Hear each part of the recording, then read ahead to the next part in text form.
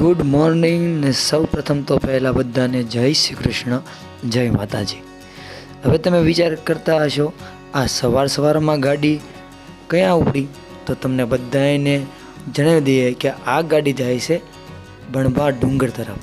હવે પાછું તમને એવું વિચારતા હશો કે આ બણભા ડુંગર ક્યાં આવ્યો છે, તો બધાને જણાવી દેવી કે બણભા ડુંગર છે સુરતથી માત્ર 70 કિલોમીટરના અંતરે આવેલું એક સુંદર મજાનું હિલ સ્ટેશન, જેનું નામ છે બણભા ડુંગર. ત્યાં જવા માટે તમારે સૌપ્રથમ તો નેશનલ હાઈવે ઉપર આવવું પડશે, અથવા તમે કામરેજ આવો તો પણ ચાલે. ત્યાર પછી તમારે ગાડીને સીધી જવા દેવાની છે વડોદરા સાઈડ તરફ. આપણે જે નેશનલ હાઈવે છે વડોદરા મુંબઈ, ભરૂચ મુંબઈ જે તમે કહો, આપણે ભરૂચ સાઈડ જતા એટલે કે વડોદરા સાઈડ જતા હાઈવે ઉપર સીધી ગાડી ચાલવા દેવાની અને જવાનું સીધું મોટી નારોલ ગામ સુધી. મોટી નારોલ ગામ ત્યાં આવશે, ત્યાંથી તમારે અંદર ટર્ન મારી લેવાનો છે. મોટી નારોલ ગામ જશો ત્યાંથી તમને 40 કિલોમીટર અંતરે સીધું વાંકલ સુધી તમારે જવાનું છે. પણ હા, થોડોક રસ્તો તમારે ખરાબ મળશે, બાકીનો રસ્તો સીધો તમને વાંકલ સુધી પહોંચાડશે, જે 40 કિલોમીટરના અંતરે છે અને ખૂબ જ સુંદર ને અદ્ભુત રસ્તો છે. વાંકલ સુધી પહોંચી જશો એ પણ આ અદ્ભુત અને સુંદર રસ્તાનો આનંદ માણતા તો આટલો મસ્ત રસ્તો જે તમે ત્યાં ઊભા રહીને ફોટોગ્રાફી કરો તો પણ મજા જ આવી જાય. અને પછી આપણે વાંકલથી ઓનલી 5 કિલોમીટરના અંતરે આવેલું છે આપણું આ સુંદર મજાનું હિલ સ્ટેશન, એટલે કે બણભા ડુંગર. બણભા ડુંગર તો પહોંચી ગયા પછી તમને વિચાર આવતો છે કે અહીંયા પહોંચ્યા આપણે નાસ્તો નથી લાવ્યા, તો એની પણ કોઈ પ્રોબ્લેમ નથી.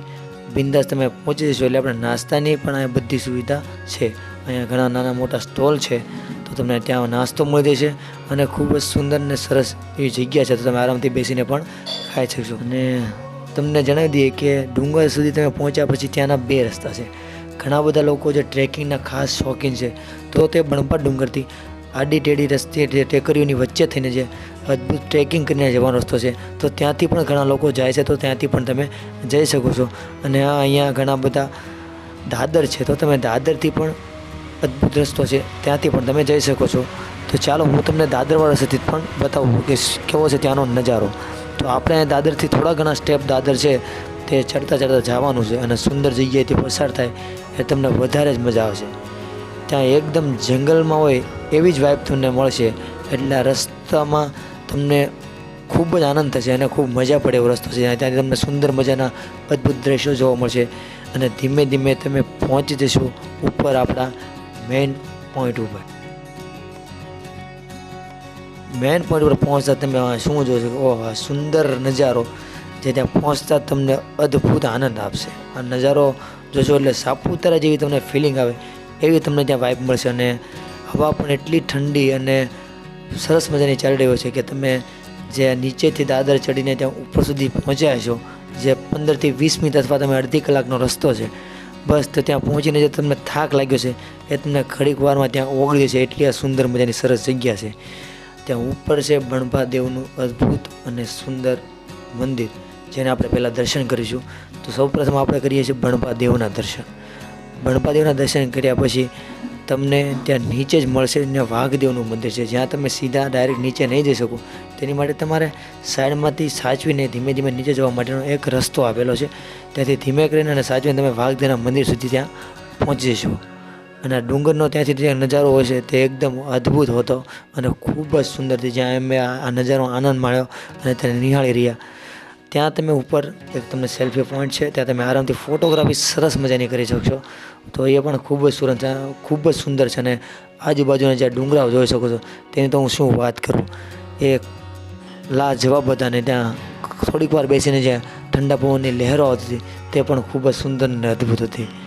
હવે આપણે ત્યાં થોડીક વાર બેઠા અને પછી ત્યાં જે સાંજનો સમય છે, કેમ કે અત્યારનું એટમોસ્ફિયર એવું છે, ચોમાસામાં તમે સનસેટનો આનંદ નહીં માણી શકો, પણ તમે હું ચોક્કસ જણાવીશ કે તમે ચોમાસા સિવાયની આપણે એટમોસ્ફિયર જ્યારે આનું હળવું થઈ જાય ને આપણે કોઈ પણ સમય મતલબ કે વિન્ટર સિઝનની અંદર શિયાળામાં જ્યારે તમે આવો ત્યારે આનું એટમોસ્ફિયર ખૂબ જ અદ્ભુત ને સુંદર હોય છે. ત્યાંનો સનરાઈઝ ને સનસેટ જોવા ચૂકશો ને જો તમે વિન્ટર સિઝનમાં જાઓ તો આને સનરાઈઝનો નજારો ખૂબ જ અદ્ભુત હોય છે, તો તે ખાસ નિહાળજો. અને આ વિડીયો કેવો લાગ્યો તમે ખાસ જણાવજો. તો સારો લાગ્યો હોય તો પ્લીઝ કોમેન્ટ કરીને બતાવો, અને આ ચેનલ પર નવા હોય તો પ્લીઝ આ સબસ્ક્રાઈબ કરવાનું ભૂલતા નહીં, જેના લીધે હું તમને ખાસ નવા વિડીયો સુધી હું જ્યાં પહોંચતો જાઉં ત્યાં સુધી તમને સફર કરાવતો રહીશ મારી સાથે, અને નવી નવી જગ્યાઓનો એક્સપિરિયન્સ કરાવતો રહેશે, નવું એક્સપ્લોર કરતા રહીશું. તો ચેનલ પર ન હોય તો ખાસ સબસ્ક્રાઈબ કરી દેજો. વિડીયો સારો લાગે તો લાઇક કરી દેજો, અને ફરી મળીશ હું તમને કોઈ આવી સરસ મજાની અદ્ભુત જગ્યા સાથે, નવી જગ્યા સાથે, નવા વ્લોગની સાથે. ત્યાં સુધી બધાને જય શ્રી કૃષ્ણ, જય માતાજી.